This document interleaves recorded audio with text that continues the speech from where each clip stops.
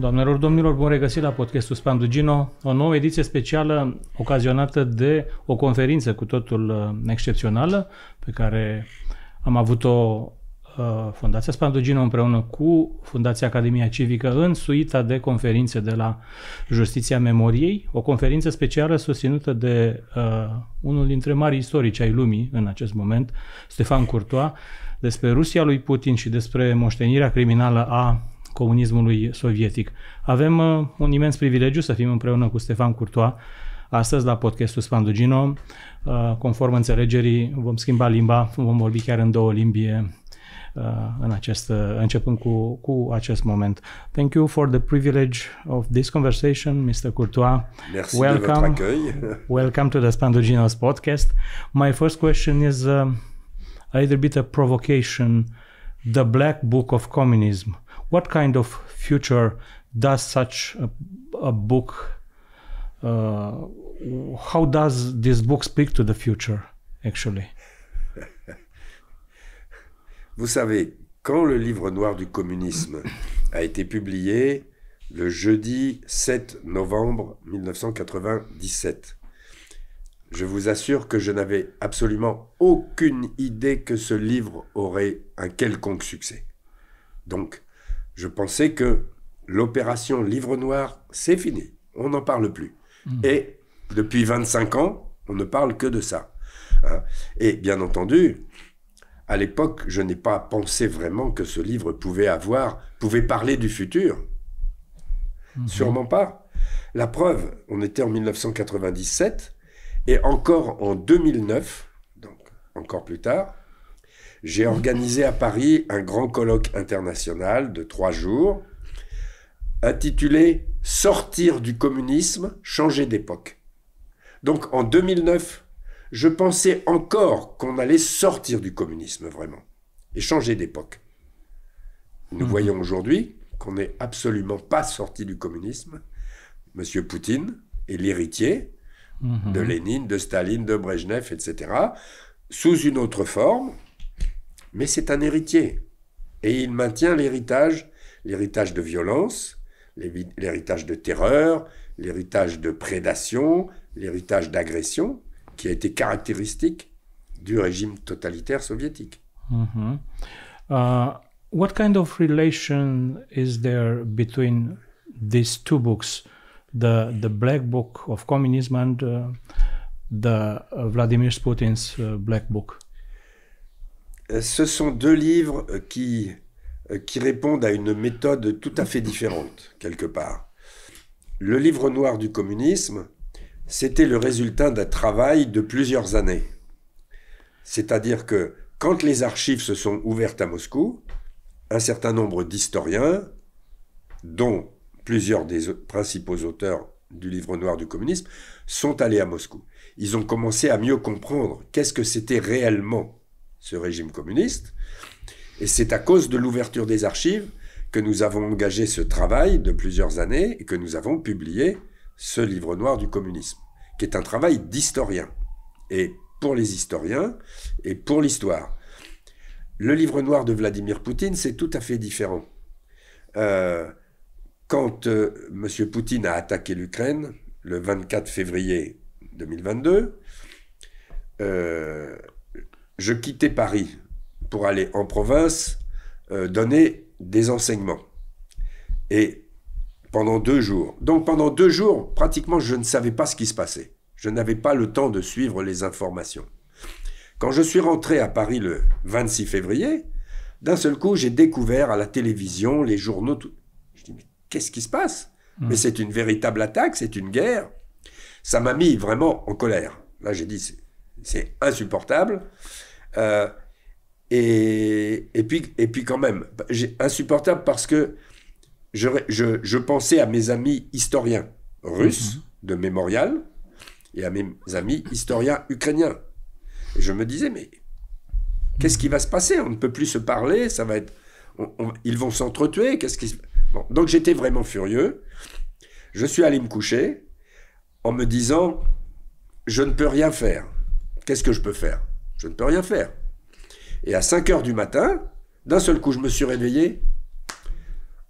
ça y est, j'avais trouvé l'idée. Livre noir de Vladimir Poutine. Ça m'est venu comme ça. Je me suis recouché, j'ai bien dormi. Dans la matinée, j'ai envoyé un mail à mon éditeur en lui disant, voilà, je vous propose le livre noir.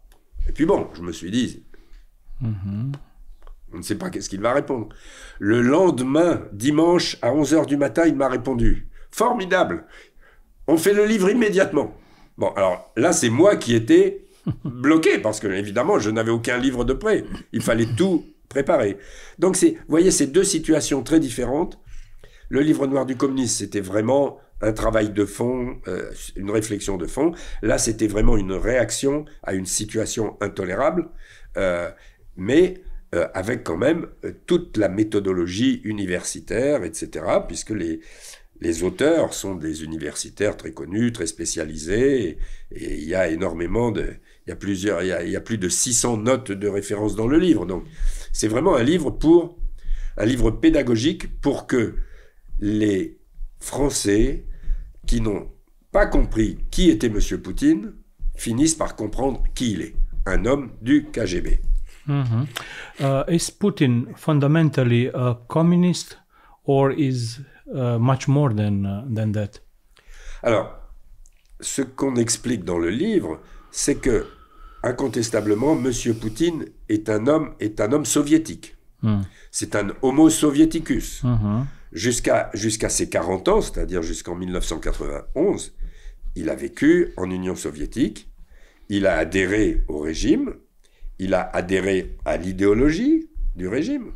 Donc voilà, de ce point de vue, il était comme Gorbatchev, c'est un bon communiste, un bon soviétique, etc. Mais il a une caractéristique supplémentaire, c'est un homme du KGB. Donc ça, c'est très différent.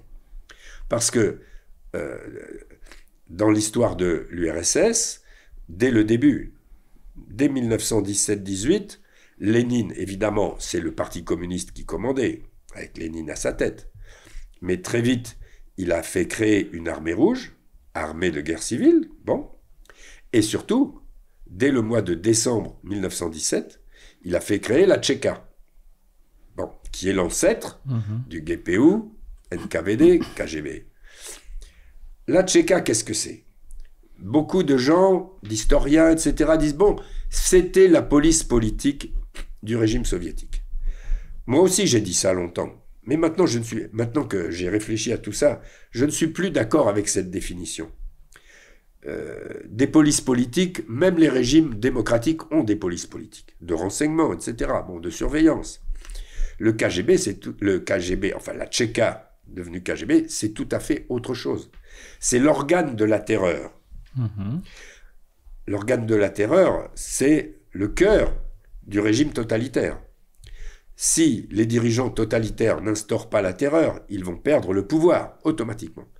Donc, ils instaurent la terreur et ils la maintiennent, ils la développent, parce que Staline l'a fortement développée, mais ça a été la même chose en Chine, ça a été encore pire au Cambodge, par exemple. Ça a été évidemment la même chose dans toute l'Europe centrale et orientale. La Roumanie a eu aussi son organe de la terreur, la Securitate. Donc voilà, c'est autre chose qu'une police politique, y compris par rapport à la Russie tsariste. Parce que la Russie tsariste avait une police politique secrète, l'Okhrana. Mais attention, l'Okhrana pour chasser les révolutionnaires, mais quand elle arrêtait un révolutionnaire, elle le remettait à la justice. Quand la Tchéka attrapait un contre-révolutionnaire, elle ne l'envoyait pas à la justice, elle lui mettait une balle dans la tête. Donc c'est très différent. Hein. Et ça, je crois que c'est... donc quelqu'un qui appartient à cet organe du KGB, M. Poutine, relève d'une certaine culture, d'une certaine identité bien caractéristique qu'on peut définir avec, d'abord, bien entendu, la caractéristique numéro 1, c'est la violence, la cruauté et l'idée que il faut exterminer les ennemis. Ça, c'est très important. On ne va pas seulement arrêter ou juger, on va exterminer les ennemis. Le fondateur de la Tchéka, Félix Dzerzhinsky, avait cette phrase tout à fait étonnante. Il disait « Le meilleur moyen de faire taire un homme, c'est de lui mettre une balle dans la tête. » Bon, au moins c'est clair. Ça a l'avantage d'être très clair. Et c'est ce qu'ils ont fait. C'est ce qu'ils ont fait. On voit de plus en plus, à travers les travaux des historiens, que la guerre civile russe a été la matrice, le creuset de toute cette violence absolument incroyable. Parce que pendant la guerre civile, ça a été vraiment des tueries absolument sauvages. Et donc voilà. Donc ça, c'est la première caractéristique du KGBiste. C'est je peux utiliser la violence et je dois utiliser la violence pour exterminer les ennemis du parti, etc. Bon. Deuxième élément très important du KGBiste, le secret. Parce que pour être efficace, la terreur doit être en partie secrète. C'est très important. Bon. Troisième caractéristique, la propagande. La propagande, le camouflage, les fake news, tout ce dispositif qui permet de cacher ce qu'on fait, voire même de renverser le sens des assassinats. Il faut se souvenir que le premier grand chantier du Goulag, c'est le fameux Bielomor Canal, entre la mer Baltique et la mer Blanche. En 1932-33, des dizaines de milliers d'hommes sont morts pour faire ce canal. Mais l'organe de propagande de l'URSS, qui était une magnifique revue en couleurs, etc., l'URSS en construction, a présenté un reportage à la gloire de ces travailleurs héroïques, etc., etc., etc. Donc voilà, c'était incroyable de renverser complètement le sens de la réalité. Donc ça, c'est la troisième chose. Et puis alors, la quatrième chose qui est très importante, c'est le sentiment de l'impunité. L'impunité.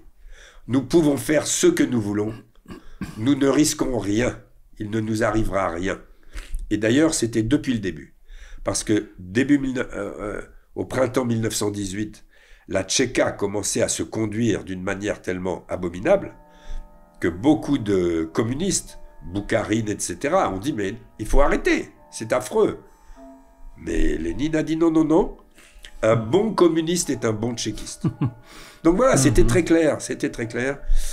Et alors, avec un élément qui est intervenu beaucoup plus tard, et que je crois, nous, les historiens, les observateurs, nous n'avons pas bien repéré au moment où c'est arrivé, c'est quand M. Youri Andropov, chef du KGB, est devenu aussi le chef du parti, à la mort de Brejnev.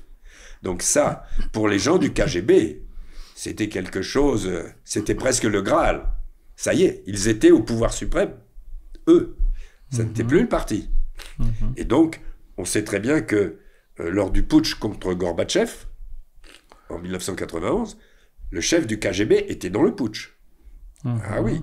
Donc, on voit très bien qu'entre le parti et le KGB, il commençait à y avoir des tensions très fortes. Et donc, ça, c'est un élément qu'on avait un peu, qu'on a négligé, mais je suis sûr que pour des gens comme Poutine, c'était un élément très important de fierté. Fierté du KGB. Fierté du tchéquiste. Ça, je crois que c'était très important. What is about the war from Ukraine? It's fundamentally about the ghosts, about the phantoms of communism? Or is more than this?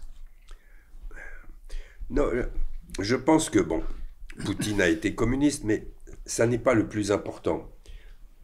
Pour lui, l'idéologie n'est pas importante.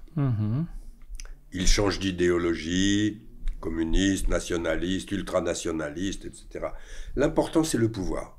Et le pouvoir absolu. Power, yes. Le pouvoir absolu. Et donc, de ce point de vue-là, il est beaucoup plus KGBiste que communiste ou au sens où on l'entend. Sauf, évidemment, si on considère communiste en prenant les deux fondateurs, Lénine puis Staline, qui, eux, étaient dans la perspective d'un pouvoir totalitaire, et qu'on allait étendre, en partant de l'Union soviétique, qu'on allait étendre au monde entier. C'était quand même le projet. Le projet, c'est d'étendre au maximum ce type de pouvoir. Et un type de pouvoir qui est violemment antidémocratique. Il faut quand même le préciser. Hein. Donc, et c'est ça d'ailleurs c'est certainement un des éléments qui a décidé M. Poutine à intervenir en Ukraine, c'est quand il a vu ce mouvement de Maïdan. Pour lui, c'est intolérable. Un mouvement démocratique où des gens du peuple décident que voilà, ça suffit, on ne veut plus d'un gouvernement entièrement corrompu, etc. Pour lui, c'est quelque chose d'inimaginable. Dans son imaginaire, c'est intolérable. Et c'est certainement un élément déclencheur de sa décision. D'ailleurs, il a réagi tout de suite. Il a fait les infiltrations au Donbass et il a pris la Crimée. Bon. Je pense que pour lui, c'était presque une réaction viscérale. Une réaction pavlovienne. Bon. Donc voilà. Alors, et ensuite, évidemment, il a observé quelles sont les réactions d'éventuels adversaires. Par exemple, les Occidentaux. Est-ce que les Occidentaux réagissent? Les Occidentaux n'ont pas vraiment réagi. Ils ont mis des sanctions. D'accord. Mais bon, ça n'est pas très grave, les sanctions. On peut toujours contourner les sanctions. Donc voilà. Et à partir de là, il s'est dit, bon, on peut aller plus loin. On peut aller encore un petit peu plus loin. Exactement comme Staline. Hein. Les projets d'expansion de la révolution bolchevique, ils ont totalement échoué en 1920-21. Mais Staline, qui est un vrai bolchevique, avait toujours ça en tête. Et donc en 1939, il a tout fait, dans son alliance avec Hitler, pour s'emparer de la moitié de la Pologne. Mais qu'est-ce que c'était la moitié de la Pologne à cette époque? C'était l'Ukraine occidentale, tout simplement. Hein. Donc voilà. Et puis ensuite, en 1945, il a continué à avancer. Il ne s'est vraiment arrêté qu'en 1948, 49, quand il a fait le blocus de Berlin. Parce qu'il a fait le blocus de Berlin et il a pensé évidemment que les Occidentaux seraient incapables de réagir. Pas de chance. Le président Truman a considéré que ça n'était pas acceptable et il a fait venir à Washington un homme qui avait organisé, pendant la Deuxième Guerre mondiale, un pont aérien au-dessus de l'Himalaya pour alimenter les troupes de Chiang Kai-shek avec du matériel américain. Cet homme, il avait mis sur pied une énorme équipe de spécialistes d'aviation, de logistique, etc., etc. Et puis après la guerre, tous ces gens-là ont été dispersés dans l'armée américaine. D'un seul coup, Truman a dit, bon, faites venir ce monsieur. Il a discuté avec lui, il a dit, bon, vous allez rappeler toute votre équipe, vous allez me faire un pont aérien sur Berlin. Et les Américains ont établi un pont aérien. Vous aviez un avion qui atterrissait à Berlin toutes les 3 minutes. Ça a duré pendant 1 an. Au bout d'1 an, Staline a dit, ok, pousse, j'arrête. Voilà. Mais sinon, bien sûr, Staline aurait continué d'avancer. To understand the Soviet mind Yes. is a good way to understand the Putin's mind. Yes, sure. Is a good tools in French. Oh, c'est très intéressant parce que c'est un espèce de système aller-retour. Aller-retour. Vous comprenez la mentalité soviétique, vous allez comprendre Poutine. Et quand vous voyez agir Poutine, vous comprenez mieux la mentalité soviétique. Parce que ces gens du KGB, ils connaissaient très bien cette histoire. C'est des choses qu'on leur apprenait dans leur formation. Comment il faut faire avec les Occidentaux? Où est-ce qu'on a réussi? Où est-ce qu'on n'a pas réussi? Qu'est-ce qu'il faut corriger? Il faut voir dans les archives. C'est tout à fait étonnant de voir dans les archives. Je donne juste un exemple. En 1933, un homme politique français très important est allé en URSS. Édouard Herriot, qui était un des principaux hommes politiques français. Bon. On lui a organisé un voyage à moitié officiel, etc., qui était entièrement truqué. Entièrement truqué. Et à l'arrivée, nous avons trouvé dans les archives le rapport du NKVD sur l'organisation du voyage, avec toutes les erreurs qui avaient été faites par le NKVD et qu'il ne faudrait pas refaire. Donc, ce sont des très grands professionnels.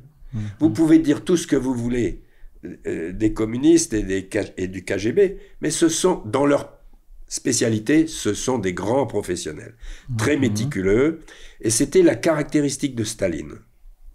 Un homme très méticuleux, très organisé, qui contrôlait tout, personnellement, jusque dans les plus petits détails. Et en plus, avec la possibilité de faire exécuter, assassiner tous ceux qui ne travaillaient pas bien pour lui. Donc, c'est ça le problème d'ailleurs de M. Poutine. C'est qu'il n'arrive plus à faire bien travailler les gens qui normalement devraient le servir. Bon, par exemple, il a été très mal informé de la situation en Ukraine. On lui a fait croire que ça allait être très facile. Il suffisait de faire avancer une colonne de chars vers Kiev et toute l'Ukraine allait s'écrouler. Bon, mais ça veut dire qu'il était très mal informé. Évidemment, si on commence une guerre en étant très mal informé, alors ça peut avoir des grosses conséquences. Et elles sont là, les conséquences. Monsieur Poutine espérait faire une guerre en 3 semaines, et on en est à 60 semaines. Bon, et c'est pas fini. Donc voilà. What is currently coming from Russia in a very problematic way is related to the communist legacy. Let me remind that your conference, the name of your conference is Putin's Russia and the criminal legacy of Soviet communism. Oui. Is related? Oui, bien sûr. Il y a, pour moi, et c'est ce que nous essayons de montrer dans notre livre, il y a une relation très étroite entre ce qu'a été l'Union soviétique, sa manière de violer le droit international, sa manière de combattre en permanence les régimes démocratiques, etc., et le comportement de M. Poutine. Vous savez, le problème est assez simple. L'histoire est faite par l'histoire est faite par des hommes. Bon. L'important, c'est de savoir qui sont ces hommes. Bon, alors, nous savons que M. Poutine était un soviétique, un communiste, un KGBiste. Y a-t-il un élément qui nous permet de penser qu'il avait changé de nature après 1991, après 2000, etc. Le problème, c'est que lui, en tant que homme qui a été formé au KGB comme espion, il a su parfaitement, comme un caméléon, il a su parfaitement faire croire aux Occidentaux qu'il était devenu un homme tout à fait fréquentable, tout à fait fiable, tout à fait sincère. Et au moment où les Occidentaux ont vraiment cru ça, alors il a pris son couteau et clac, il a donné le coup de couteau. Bon, le coup de couteau, c'est la Crimée. C'est la Crimée, le coup de couteau. Parce que là, ce qui était beaucoup plus grave avec la Crimée que la guerre en Tchétchénie, etc., c'est que c'était la violation d'une frontière garantie internationalement. Parce qu'il faut rappeler qu'en fin 1991, début 1992, quand l'Ukraine est devenue indépendante, il y avait des centaines de têtes nucléaires en Ukraine. L'Ukraine est de missiles nucléaires. L'Ukraine a accepté de rendre tout cet armement nucléaire, de le désarmer, de le rendre à la Russie, etc., à une condition, que sa frontière internationale soit garantie par les Américains, les Français, les Anglais et les Russes. Les Ukrainiens ont respecté leurs paroles. Ils ont rendu tout l'armement nucléaire. Les Russes n'ont pas respecté. Qu'est-ce qu'il se serait passé si les Ukrainiens avaient conservé leur armement nucléaire, peut-être que M. Poutine aurait réfléchi avant d'attaquer. On ne sait jamais. On ne sait jamais. Oui, mais c'est ça la force de l'armement. C'est ça la force de l'armement nucléaire. C'est une arme dont on ne se sert pas. C'est une arme de dissuasion. Et si les Ukrainiens avaient eu cette arme de dissuasion, Monsieur Poutine aurait été très embarrassé. Parce que les Ukrainiens auraient toujours pu dire « Attention, si tu nous attaques, on a des armes nucléaires. Si tu nous attaques, on n'a plus rien à perdre. Donc, on va te bombarder.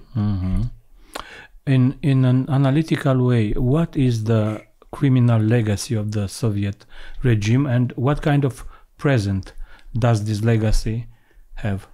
C'est assez difficile de répondre parce que c'est une question très, très vaste. Yes. Parce que ça touche à tellement de domaines, politiques, économiques, même économiques. Parce qu'on voit que M. Poutine a d'une certaine manière rétabli la centralisation de l'économie soviétique.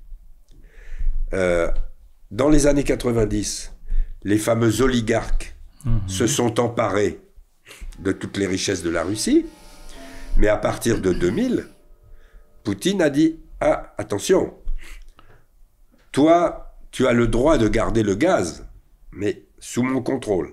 Toi, tu as le droit de garder le pétrole, sous mon contrôle. Toi, etc. » Bon. Et ceux qui n'étaient pas d'accord, à commencer par Khodorkovsky, immédiatement, clac, clac, en prison. Donc voilà. Et autre chose qui est assez nouveau, alors ça c'est tout à fait nouveau je pense, et qui date des années 90 à Saint-Pétersbourg avec Poutine. C'est l'alliance de gens du KGB avec le grand banditisme. Avec le grand banditisme russe. Parce qu'il faut rappeler que Saint-Pétersbourg dans les années 90, c'était Chicago dans les années 30, mais à la puissance X. On tuait de tous les côtés. Quelqu'un montait une société, deux types arrivaient avec une Kalachnikov, donne-nous les papiers, tu veux pas, tac, tac, tac. Voilà. C'était. Donc, les gens du KGB qui tenaient le pouvoir politique à Saint-Pétersbourg, pas encore à Moscou, mais à Saint-Pétersbourg déjà, avaient compris que maintenant, on peut s'enrichir personnellement. Et c'est ça la motivation du grand banditisme. C'est d'abord de s'enrichir. Le grand banditisme ne fait pas de politique. Le grand banditisme, il cherche à accumuler des richesses. Bon. Et là, les KGBistes ont commencé à comprendre qu'ils peuvent accumuler des richesses, y compris à titre personnel. Bon. Donc ça a changé beaucoup de choses par rapport à l'URSS. Bien sûr, en URSS, les apparatchiks avaient des privilèges. Il y avait des dachas, etc. Mais ça n'avait rien à voir avec la richesse incroyable de ces oligarques. Des yachts de 100 mètres de long, des palais incroyables, etc. Bon, c'est tout à fait nouveau. Et ce qui est intéressant, c'est que l'opposant Navalny a montré que M. Poutine s'était enrichi énormément, avait fait construire ce fameux palais au bord de la mer Noire. Et en réalité, on commence à comprendre que M. Poutine est un des hommes les plus riches du monde, tout simplement parce qu'il a, comme un bon chef mafieux, il a racketté les oligarques. Ok, tu as le gaz, mais tu me donnes 10%. Ok, tu as le pétrole, mais tu me donnes 20% pour moi, etc., etc. Et ceux qui ne respectent pas ce deal, ils tombent du 4e étage.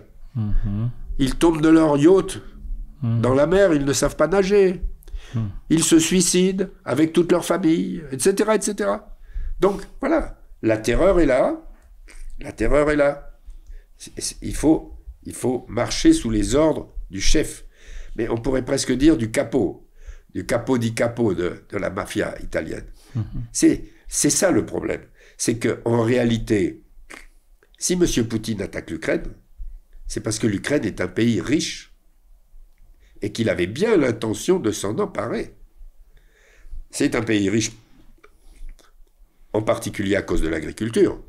Tout le monde sait depuis très longtemps que l'Ukraine est le grenier à blé de l'Europe, et on a découvert à l'occasion de cette guerre que l'Ukraine nourrissait l'Afrique, nourrissait des quantités de pays. Le blé ukrainien allait nourrir des quantités de pays.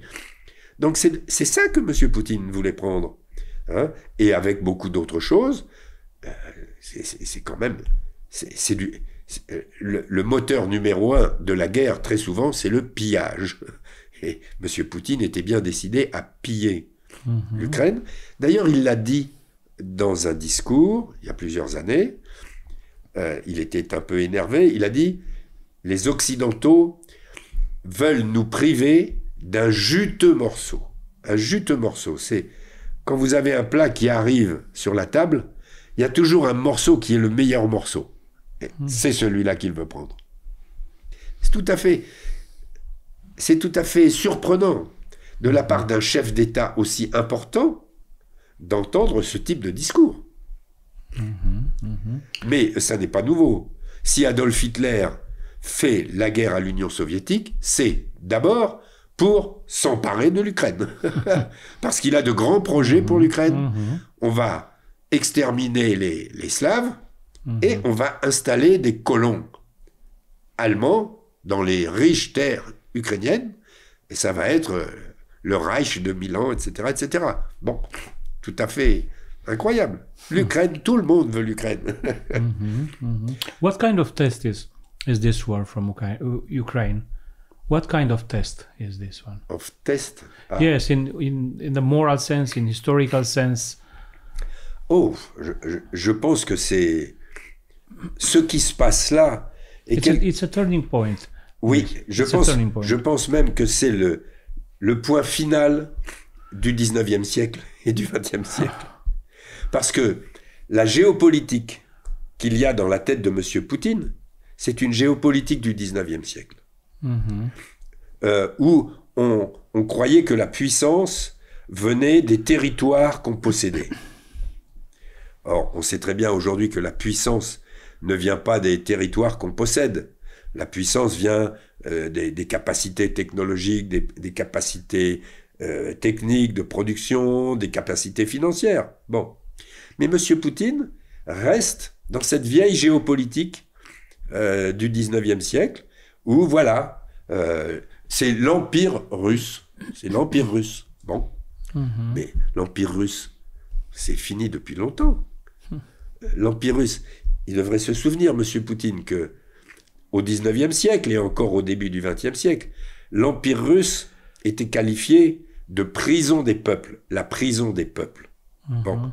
Et il n'a pas compris que depuis 1918, le droit des peuples à disposer d'eux-mêmes est une histoire fondamentale. Bon. Donc voilà, c'est tout à fait étonnant de voir cet homme. D'ailleurs, c'est très intéressant.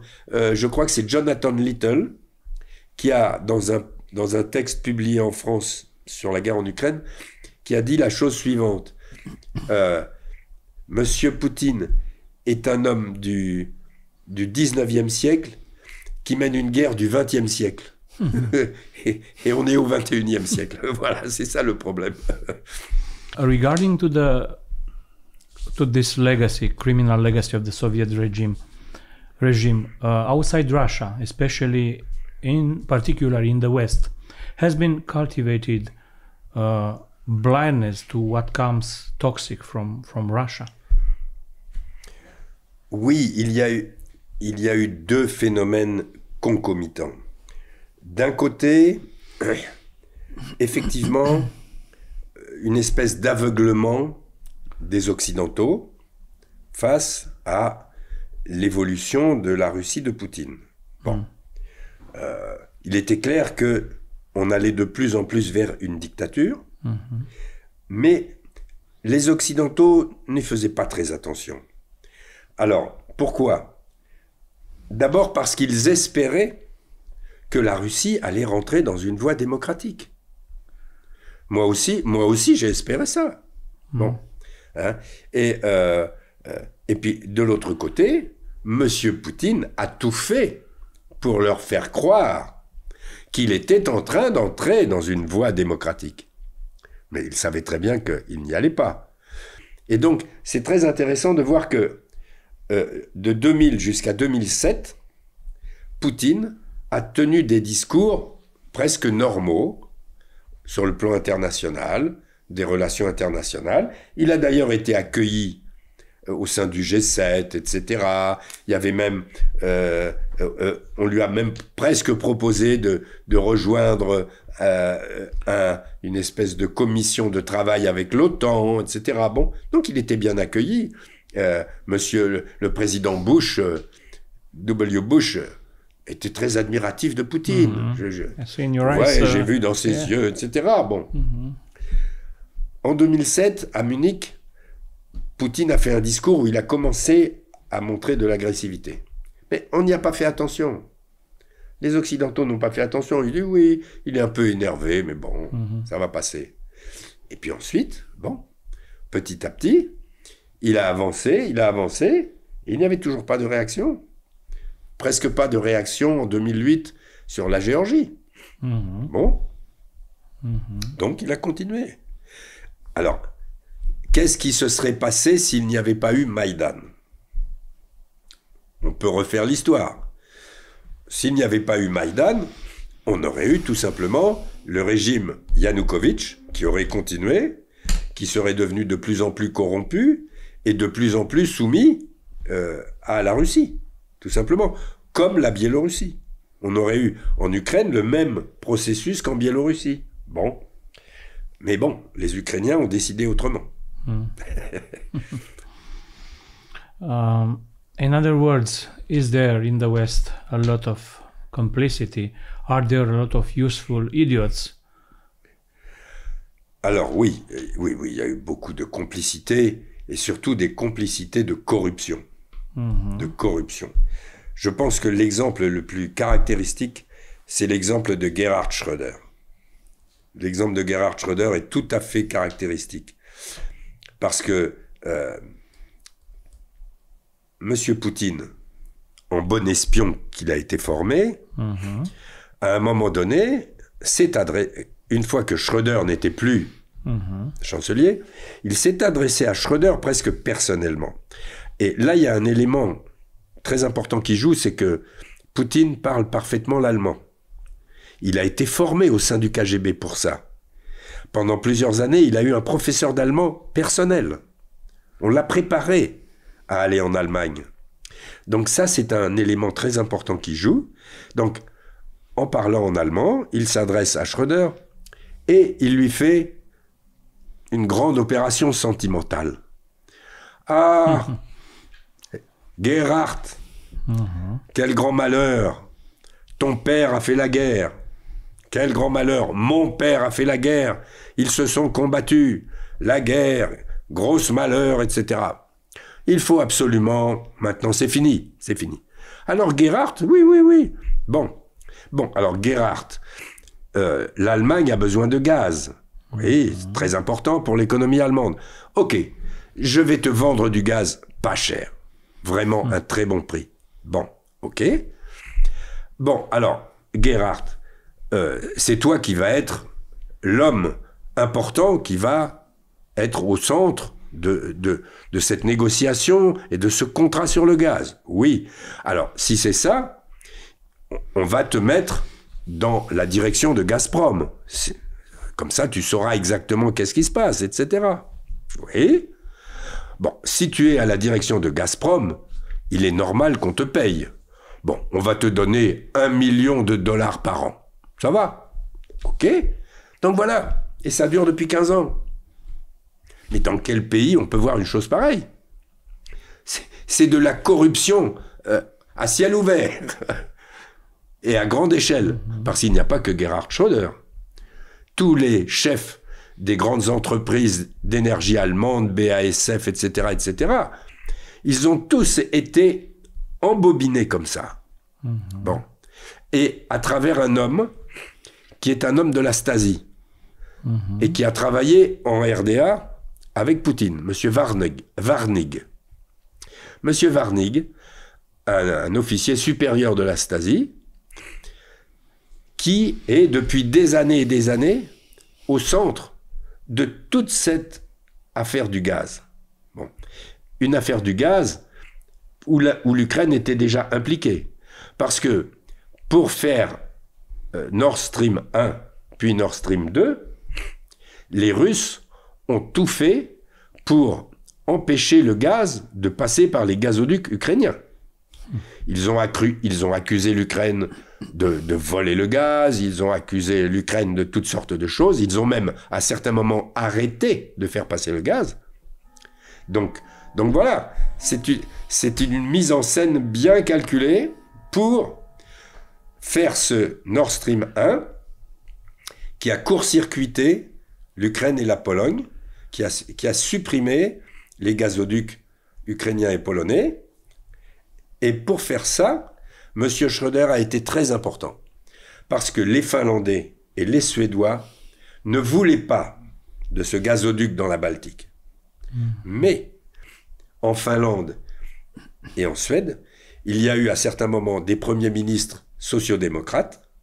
M. Schröder est allé les voir. Il a dit, les amis, alors, oui. Ah oui. Et qu'est-ce qu'on découvre? Une fois que ces premiers ministres sociodémocrates ne sont plus au pouvoir, ils sont les lobbyistes des Russes sur le gaz. Donc, on voit très bien que tout ça a été soigneusement monté, avec une idée de M. Poutine derrière la tête, qui est en relation étroite avec l'attaque de l'Ukraine.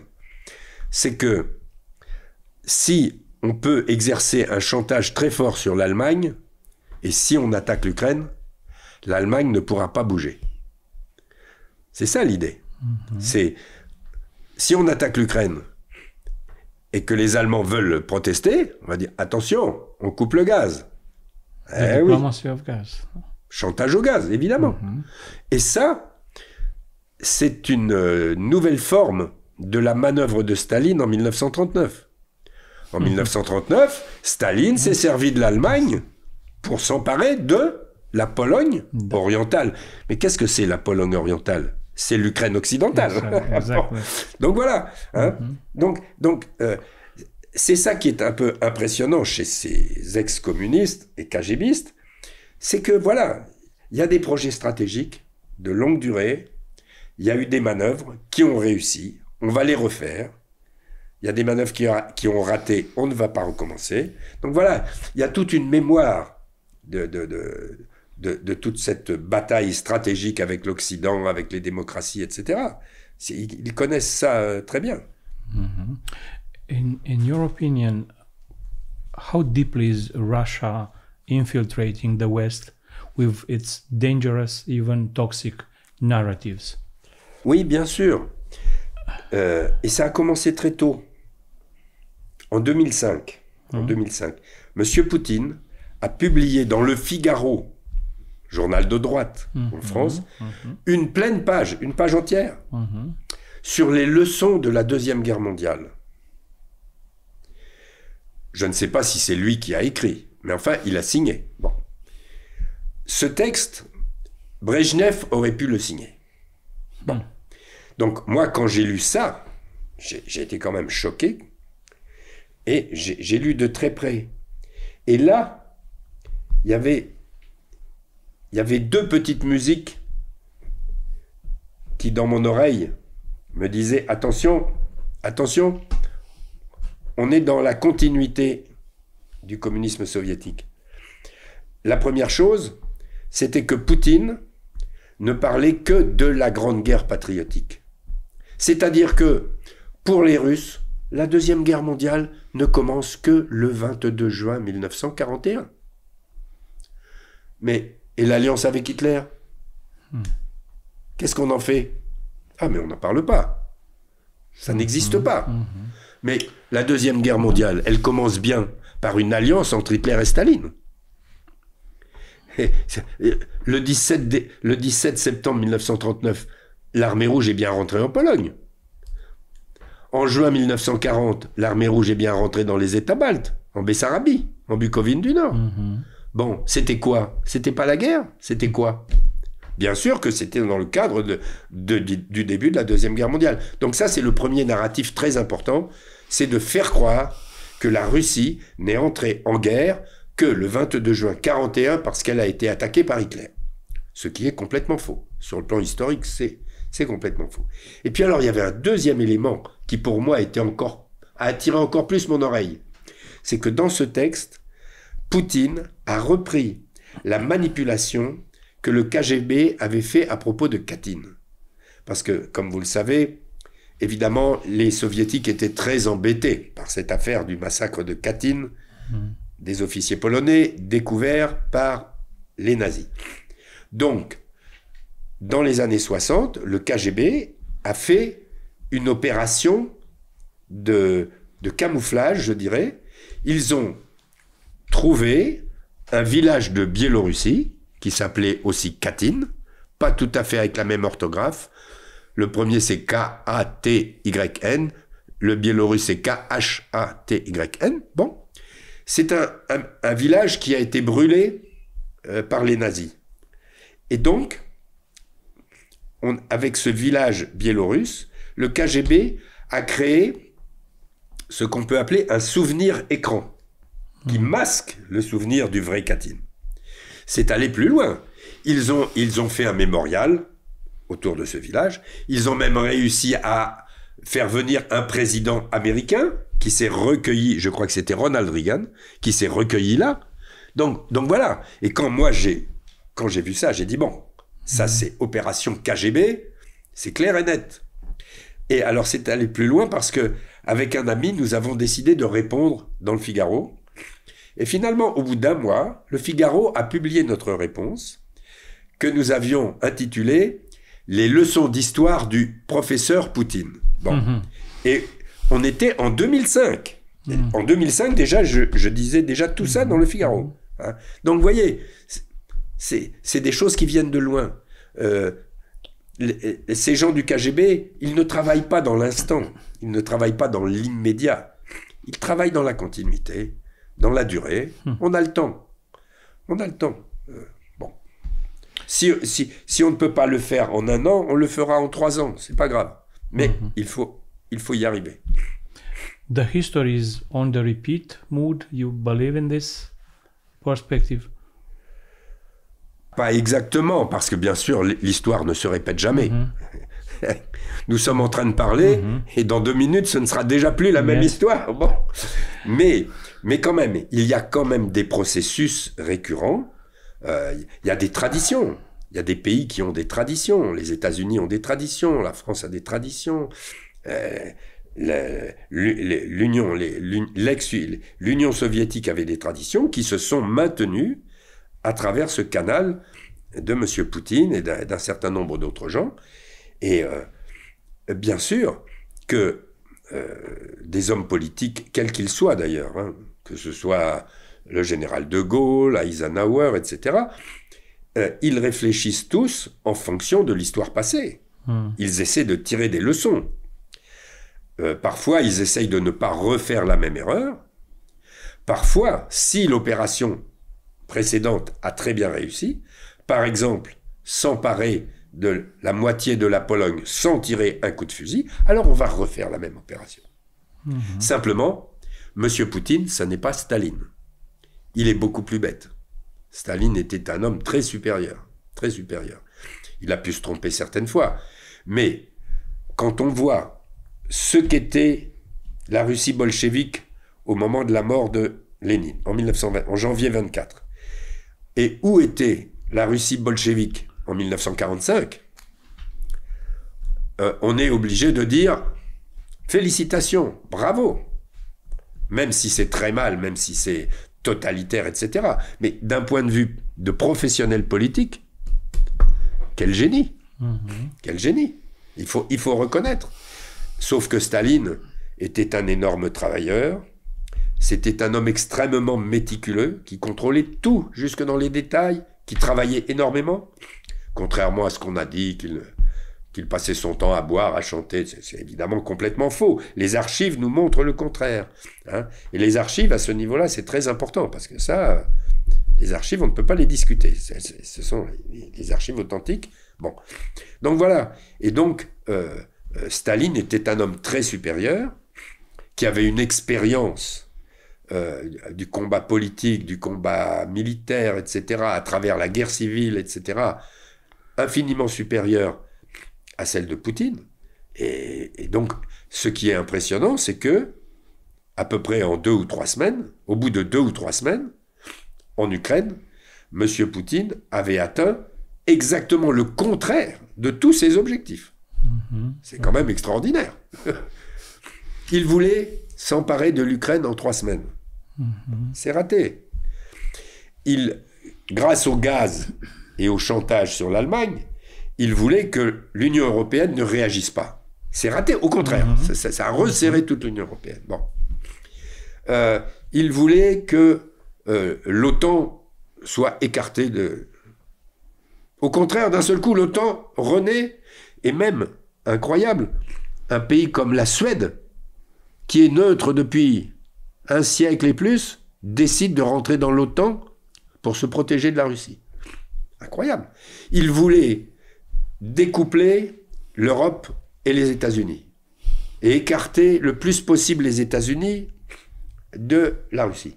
Les États-Unis n'ont jamais été aussi près de sa frontière, parce qu'ils interviennent évidemment beaucoup en Ukraine, les États-Unis. S'il n'y avait pas les États-Unis, l'Ukraine aurait été écrasée. Bon. Mais ça va encore beaucoup plus loin que ça. Il voulait nier l'existence même de l'Ukraine et des Ukrainiens. Le seul résultat qu'il a réussi à obtenir, c'est vraiment maintenant la création d'une nation ukrainienne. Une nation qui sait pourquoi elle existe, pourquoi elle se bat, pourquoi elle parle ukrainien et plus russe, etc. Bon. Et M. Zelensky est totalement emblématique de ça, puisque Zelensky... Iconic person. Ben bien sûr, puisqu'il vient d'une famille orthodoxe, enfin, convertie à l'orthodoxie russe, etc. Et d'un seul coup, il se met à apprendre... Il ne parlait pas ukrainien. Il est élu président de l'Ukraine, il décide d'apprendre l'ukrainien. Et il prend la tête d'un combat énorme. Donc voilà. Ce qui est impressionnant, c'est que M. Poutine a enregistré dans cette affaire des échecs absolument majeurs, mais comme il a remis en place une très forte dictature personnelle, personne ne bouge. Le problème, on l'a tous vu, c'est que quand il a décrété la mobilisation partielle, des centaines de milliers de jeunes Russes se sont sauvés à pied pour traverser les frontières. Ils ne voulaient pas faire la guerre. Or, ces jeunes Russes, c'était évidemment les futures élites de la Russie. Donc ça va poser un problème pour la Russie future, mais ça pose surtout un autre problème. Pourquoi à Maïdan, les jeunes Ukrainiens sont allés se faire tuer pour défendre la démocratie, et pourquoi les jeunes Russes se sont sauvés plutôt que d'affronter la dictature? Évidemment, les situations ne sont pas les mêmes. Au moment de Maïdan, il n'y avait pas vraiment de dictature en Ukraine. Il y avait un vaste système mafieux avec Yanukovych, etc. Par contre, en Russie, oui, ces jeunes Russes, ils savent qu'il y a une dictature. Et ils savent que s'ils vont affronter le pouvoir, ils seront tués, tout simplement, par le pouvoir. Donc ils ont préféré se sauver. Bon. Comment tout ça va finir, c'est un mystère. Je suis historien, je ne suis pas Nostradamus. Yes. But Ruski Mir, what kind of reality is this one, or what kind of myth is this one?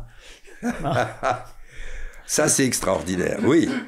Monsieur Lavrov et tous les dirigeants russes disent, en fait, tout ce que nous faisons, c'est pour défendre le monde russe. OK.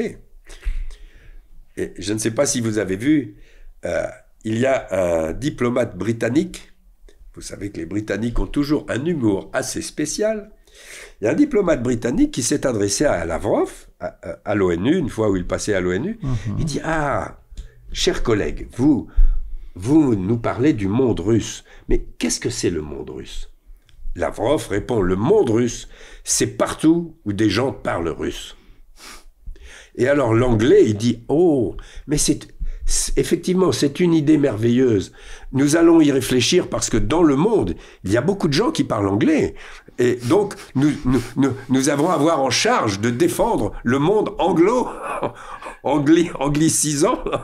Voilà, bon, c'est une absurdité, évidemment. Prenons la France. En Afrique, il y a d'anciennes colonies françaises. Bon, où beaucoup de populations parlent encore le français. Et où le français est presque la langue officielle. Mais heureusement, M. Macron n'a quand même pas dit « c'est le monde français, nous allons retourner là-bas ». Non, évidemment. Là encore, vous voyez, c'est une vision du 19e siècle, tout à fait invraisemblable. When something so bad comes to us, so much bad, evil, what is the right attitude? Pour moi, l'attitude normale, yes, l'attitude humaine d'un homme qui a une certaine dignité, c'est d'abord la résistance, et ensuite la victoire. Parce que dans cette affaire, il n'y a pas d'autre solution que la victoire. Parce que si M. Poutine gagne en Ukraine, alors là, ça va être très grave pour les démocraties. Parce que ça va être un message pour tous les dictateurs de la planète que maintenant, on peut attaquer tous les régimes démocratiques sans problème. Et les premiers qui vont penser à ça, c'est évidemment les Chinois. Donc, c'est très important que M. Poutine ne gagne pas cette guerre. Je ne dis pas que la Russie soit vaincue, mais que M. Poutine ne gagne pas cette guerre. C'est-à-dire que l'armée russe soit reconduite, soit obligée de revenir dans les frontières russes. Rien que ça. Ce serait déjà une formidable victoire pour les démocraties et de fait, une défaite pour M. Poutine. D'ailleurs, je pense que si ça se passait, si l'armée russe était obligée de rentrer dans les frontières russes, la situation de M. Poutine deviendrait très difficile en Russie. And the last question, is ignoring a solution, I mean ignoring evil, ignoring the evil, the ignorance of this situation is the solution? Là, on rentre plus dans une question morale. Bon, c'est-à-dire, où est le bien, où est le mal? Bon, personnellement, comme beaucoup d'autres gens, je pense quand même qu'avec tous ses défauts, la démocratie parlementaire est un régime infiniment meilleur que n'importe quelle dictature. Churchill avait déjà dit le pire des régimes à l'exception de tous les autres. Et ça, mais c'est très important. On s'est déjà battu là-dessus en 1914, on s'est battu encore plus là-dessus entre 1939 et 1945. N'oublions pas que, là encore, regardez, parce que la manière dont se conduit M. Poutine est très proche de celle dont se conduisait Adolf Hitler. Adolf Hitler s'est montré très gentil avec un certain nombre de leaders occidentaux, en particulier les Anglais. Lors des accords de Munich, en septembre 1938, il s'est montré tellement charmant avec le Premier ministre britannique Neville Chamberlain, que Neville Chamberlain est rentré en Angleterre en disant que le chancelier Hitler est un gentleman. Ah, quel gentleman! Bon. Donc voilà, on est dans le même type de situation et il est grave que des hommes politiques, et malheureusement nous avons vu ça avec notre président français, M. Macron, ne comprennent pas que un certain nombre d'hommes politiques dans le monde sont porteurs du mal, sont porteurs des pires atrocités à venir, et qu'il faut les combattre absolument. Donc ça, et vous vous souvenez de ces séances terribles où on voyait Poutine et Macron au bout d'une table gigantesque, mais pour les Français, ça a été un choc. Hein. C'était un choc parce que tous les Français ont compris ça comme une humiliation de Macron, ce que c'était, et comme le fait que M. Poutine se moquait ouvertement du président français. Bon. Stéphane Courtois, thank you for this privilege, thank you for this amazing conversation. C'est moi qui vous remercie.